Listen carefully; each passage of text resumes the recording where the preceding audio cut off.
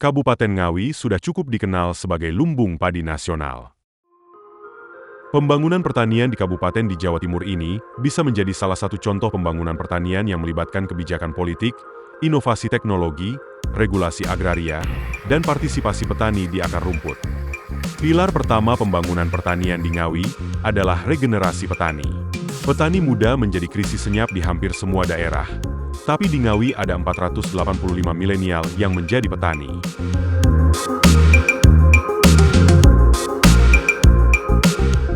Jadi alhamdulillah petani milenial Kabupaten Ngawi yang ter-SK Bupati ini kurang lebih ada 485 adik-adik petani milenial yang itu sudah mulai advance pengembangan budidaya pertanian dan sudah punya market sendiri-sendiri. Ya, kita sering kumpul untuk bisa berdiskusi, terus kita ingin ajak mereka untuk bisa juga mengedukasi teman-teman pemuda-pemuda yang lain untuk masuk di dunia pertanian. Karena tantangan kita ke depan di dunia pertanian ini semakin sedikit anak-anak muda kita ini yang berkecimpung, berbisnis, berusaha di bidang pertanian. Dan ini menjadi concern kita di pemerintah daerah Kabupaten Ngawi supaya regenerasi petani kita ini tidak terputus seperti itu. Ngawi adalah rumah bagi pertanian.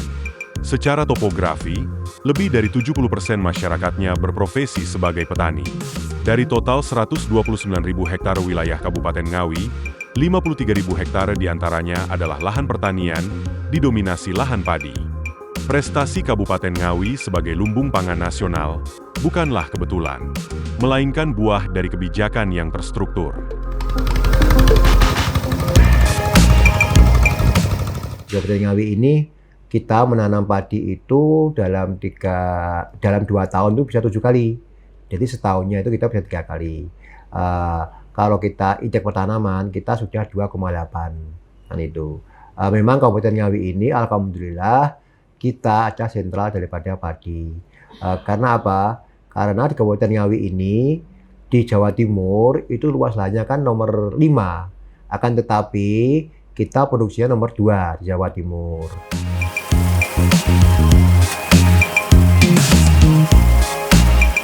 Nah, alhamdulillah Kabupaten Ngawi itu 3 tahun terakhir itu sebagai kabupaten dengan tingkat produktivitas padi tertinggi nasional. Nah, apa yang menjadi upaya kebijakan di Kabupaten Ngawi ini ada program yang namanya Kemandirian Pertanian Ramah Lingkungan Berkelanjutan. Ini dari proses bagaimana kita memberikan edukasi kepada petani kita supaya memiliki wawasan yang baik terkait budidaya pertanian sehingga dia mandiri, tidak tergantungan dengan pihak yang lain dalam hal ketersediaan pupuk, bibit, pola tanam, pasca panen dan lain sebagainya. Ya, karena kita melihat hal-hal yang menjadi tantangan kita ini di ketersediaan input pertaniannya, seperti pupuk, ya, pupuk subsidi kadang tidak tepat sasaran, tidak tepat waktu, terus kemudian distribusinya terkendala, harganya kadang dipermainkan tengkulak dan lain sebagainya. Lah, banyak hal ini yang kemudian Ngawi mencoba punya program untuk bisa apa yang menjadi tantangan-tantangan ini kita selesaikan. Ya, dengan pola-pola kemandirian pertanian ramah lingkungan ini, ya alhamdulillah Kabupaten Ngawi saat ini dari total 53.000, 20.000-nya itu sudah berkegiatan PRLB, Pertanian Ramah Lingkungan Berkelanjutan. Ini yang mendongkrak produksi, ya, profitas padi di Kabupaten Ngawi. Terus kemudian NTP kita petani itu ya rata-rata kalau dulu itu di sekitaran 100 gitu ya. Sekarang sudah 120, 130, berarti apa? Petani untung. Petani untung ya otomatis yang 70% tadi sudah tambah sejahtera lah seperti itu.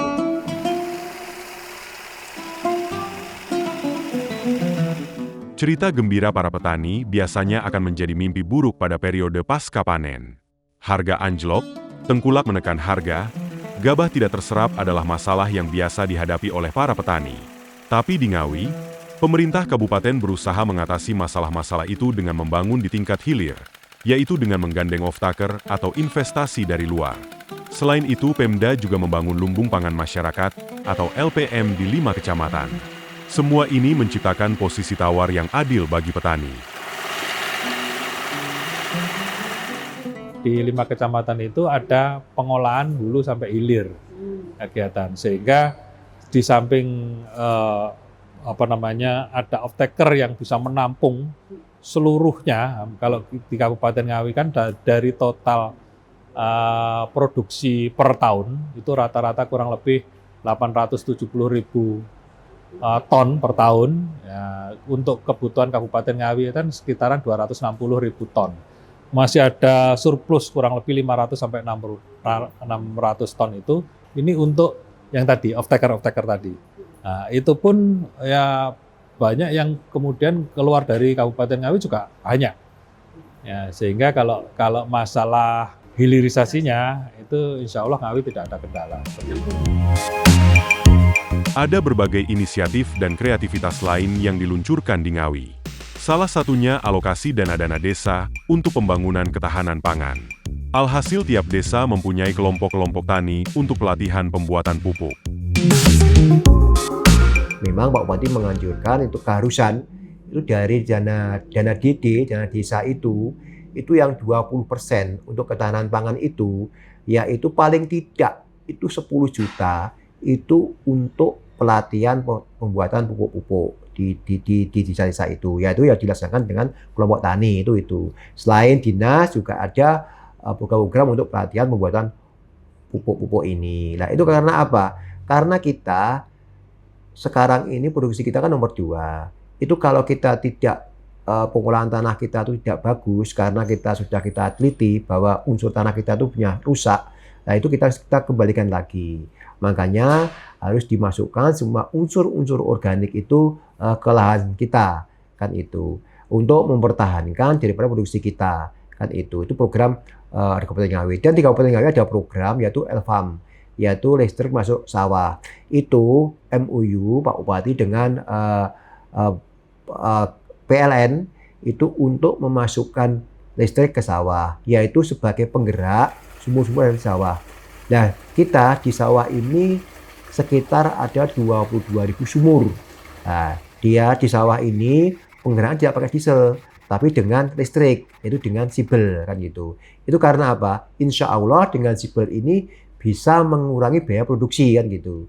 Makanya di Kabupaten Ngawi ini dengan pertanaman lingkungan ini, pertama keuntungannya bisa menurunkan biaya produksi, dan insya Allah dengan pertanaman lingkungan ini bisa menaikkan dana produksi juga. Tak hanya sekadar menggenjot produksi padi, Kabupaten Ngawi terus mengembangkan pertanian ramah lingkungan. Petani-petani yang dilatih membuat pupuk sendiri dan memadukan dengan pupuk kimia, sehingga bisa mengembalikan struktur tanah yang mulai rusak. Meski saat ini baru ada 45 hektar lahan bersertifikat organik, Ngawi sudah mulai memproses pembentukan lembaga sertifikasi mandiri. Langkah yang langka dilakukan Pemda Kabupaten. Karena istiqomah ini hal yang berat, karena kalau ringan namanya istirahat. Jadi ini konsisten, nah kuncinya konsisten. Terus kalau memang fokus di situ, ya berarti orientasi kegiatan, ya anggaran dan lain sebagainya juga harus di situ. Jangan ini hanya kita pengen tahanan pangan kita sukses, tapi kemudian anggarannya nggak ada, kemudian komitmen dari pemerintah nggak ada, peraturannya nggak dibikin, nggak dikuatkan dan lain sebagainya. Ya berarti itu kan hanya sekedar narasi.